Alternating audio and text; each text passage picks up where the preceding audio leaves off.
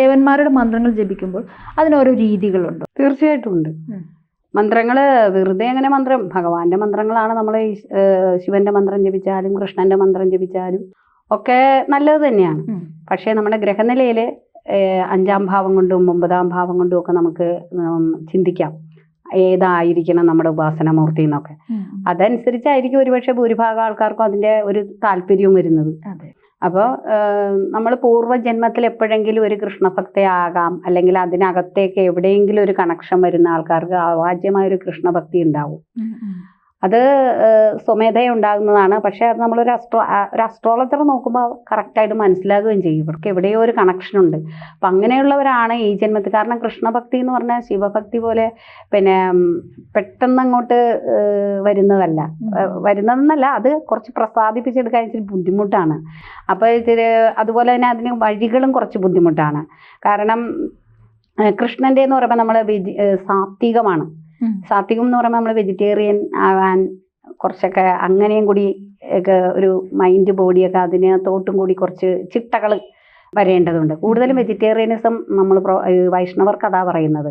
കൃഷ്ണഭക്തി എന്നൊക്കെ പറയുമ്പോൾ നമ്മൾ കൃഷ്ണൻ പാല്, വെണ്ണ, നെയ്യ് അങ്ങനെയൊക്കെയാണ്. അപ്പോൾ സാത്വിക ഗുണങ്ങളാണ് അവരുടെ വേണ്ടത്. അപ്പോൾ സാത്വികരാകാൻ പറ്റുന്ന ആൾക്കാർക്ക് മാത്രമേ നമുക്ക് അതിനകത്ത് പിടിച്ചു നിൽക്കാൻ പറ്റുള്ളൂ. പിന്നെ പവർഫുൾ ആണോ എന്ന് ചോദിച്ചാൽ ശിവനും കൃഷ്ണനും ഒക്കെ പവർഫുൾ തന്നെയാണ്. പിന്നെ ഓരോ വ്യക്തികളും പല രീതിയാണ്. നമ്മൾ എൻ്റെ ഇഷ്ടങ്ങളല്ല വേറൊരാൾക്കുള്ളൂ. ചിലർക്ക് രജോ ഗുണമുള്ളവരായിരിക്കും, ചിലർക്ക് തമോ ഗുണമുള്ളവരായിരിക്കും, ചിലർ പിന്നെ സാത്വിക ഗുണമുള്ളവർ. അപ്പം ഓരോ വ്യക്തിക്ക് ഏത് ഗുണമാണുള്ളത് എന്നനുസരിച്ചിട്ടാണ് അവർ തിരഞ്ഞെടുക്കുന്ന ഉപാസന. അതുകൊണ്ട് ശിവന് ശക്തി ഇല്ലാതാകുന്നില്ല, അല്ലെങ്കിൽ വിഷ്ണുവിന് ശക്തി കൂടുതൽ, അങ്ങനെയില്ല. ആരും ആരെക്കാളും വലുതാണ് ഒന്നുമല്ല. ശിവനും ശക്തിയും ഹരിയും ഹരനും ഒന്നാണ്. അപ്പോൾ അവിടെ നമ്മളുടെ ഇഷ്ടത്തിന് വേണ്ടിയാണ് അവർ വിവിധ ഭാവങ്ങളിലേക്ക് പോയിരിക്കുന്നത്. അപ്പോൾ ഒരു വ്യക്തിയിൽ തമോ ഗുണമാണ് കൂടുതൽ, രജോ ഗുണമാണ് കൂടുതലെങ്കിൽ അവർ തീർച്ചയായിട്ടും ശിവോപാസന അല്ലെങ്കിൽ ശക്തി ഉപാസന അതിലേക്കായിരിക്കും അവർക്ക് താല്പര്യം. അവർക്ക് അതാണ് അവരുടെ നേച്ചർ. അതാണ്.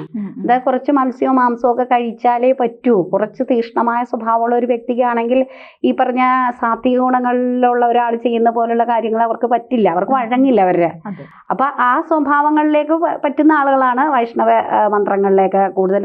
അവർക്കായിരിക്കും കൂടുതൽ അതിനോട് താല്പര്യവും അത് ഫോളോ ചെയ്യാനുള്ള, അതിനു വേണ്ടി പലതും ഉപേക്ഷിക്കാനും ഒക്കെ. ഇപ്പം നമ്മൾ ഇറച്ചി മീനും ഒക്കെ കഴിക്കുന്ന സ്വമേധയാ പിന്നെ കുറേ മന്ത്രങ്ങളൊക്കെ ചൊല്ലി നമ്മുടെ ഭക്തനായി കൃഷ്ണനോടും വിഷ്ണുവിനോടും അവാച്യമായ ഒരു ബന്ധം മുതിർന്ന് നമ്മൾ തന്നെ ചിലപ്പോൾ ഇതൊക്കെ ഉപേക്ഷിക്കും തനിയെ.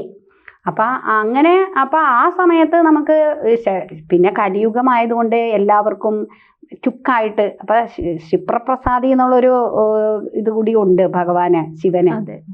മഹാദേവൻ ക്ഷിപ്രപ്രസാദിയാണ്, ക്ഷിപ്രകോപിയാണ്. പിന്നെ നമുക്ക് ഈ പറഞ്ഞ എല്ലാവർക്കും ഫോളോ ചെയ്യാൻ എളുപ്പമാണ്. അപ്പം അതുകൊണ്ടാണ് നമ്മൾ അല്ലാതെ ഇപ്പം വിഷ്ണു എന്ന് പറയുന്നതെന്ന് പറഞ്ഞാൽ പൊതുവേ നമ്മൾ പ്രേമം, ഭയ അല്ല. അവിടെ നമുക്ക് കൃഷ്ണൻ എന്ന് പറഞ്ഞാൽ നമുക്കൊരു സന്തോഷമാണ് വരണത്. അതാണ്. അപ്പോൾ നമുക്ക് ആരാധനാ രീതിയിൽ വ്യത്യാസം വരുമ്പോൾ നമ്മുടെ ഗുണങ്ങളും കൂടി അതിനകത്തോട്ട് മാച്ച് ആവണം, എന്നാലേ അത് ശരിയാവുള്ളൂ.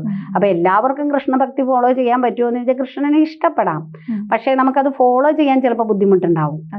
കാരണം ഇഷ്ടപ്പെടാം, ആർക്ക് വേണമെങ്കിലും ശുദ്ധമായ പ്രണയമാണ്, രാധാമാധവ സങ്കല്പം, അതൊക്കെ ഇഷ്ടപ്പെടാത്തവരാരാ ഉള്ളത്? അതുപോലെ തന്നെ ശിവനും പാർവതിയും തമ്മിലുള്ള അതുമൊക്കെ അങ്ങനെ തന്നെയാണ്. പക്ഷേ ശിവൻ എന്ന് പറയുമ്പോഴത്തേക്ക് കുറച്ചും കൂടി ഒരു എന്താ പറയുക, രജോ ഗുണവും തമോ ഗുണവും ഒക്കെ എല്ലാത്തിനെയും തന്നിലേക്ക് പിടിക്കുന്ന ഒരു ശക്തിയാണ്.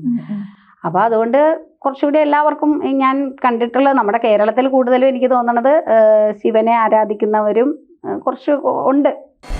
ജ്യോതിഷവുമായി ബന്ധപ്പെട്ട എല്ലാ വിശേഷങ്ങളും നിങ്ങളിലേക്ക് എത്താൻ ABC ജ്യോതിഷം സബ്സ്ക്രൈബ് ചെയ്യുക.